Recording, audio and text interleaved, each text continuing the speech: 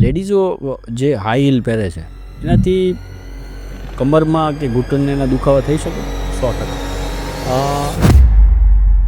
Ayushman card એમાં કામ કરે છે આ વસ્તુમાં?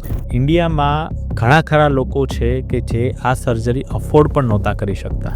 તમે એના માટે સર્જન બન્યા કે લોકોના દુઃખ ઓછા થાય, કેવો વિચાર તમને કેવી રીતે આવ્યો ડૉક્ટર બનવાનો? મારો જન્મ ગારિયાદરમાં એક મિડલ ક્લાસ ફેમિલીમાં થયેલો હતો. મારા દાદાની વાત કરું તો એ એસટી બસમાં કંડક્ટર તરીકે કામ કરતા હતા.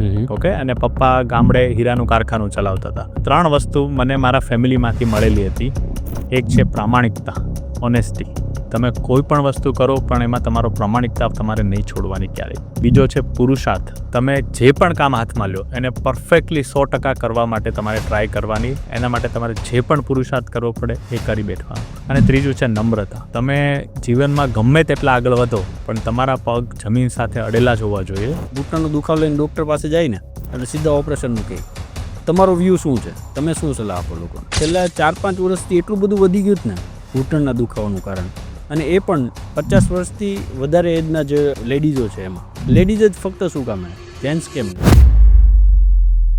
ખરાબ પોસ્ચર છે તો એ તમારી કરોડરજ્જુને ખરાબ કરી નાખે છે. સાચું કેટલું છે આમાં? તમારું પોસ્ચર જેટલું ખરાબ હશે ને એટલું જ તમારા સોશિયલ મીડિયા પર રીલો આવે છે કે ગરદન ઓલી ક્રેક કરવાનો અવાજ આવે.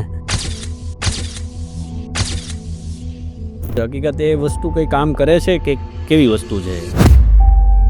યંગ જનરેશનને એ જ વસ્તુ કહેવાનું છે કે દેખાદેખીમાં ના કરો.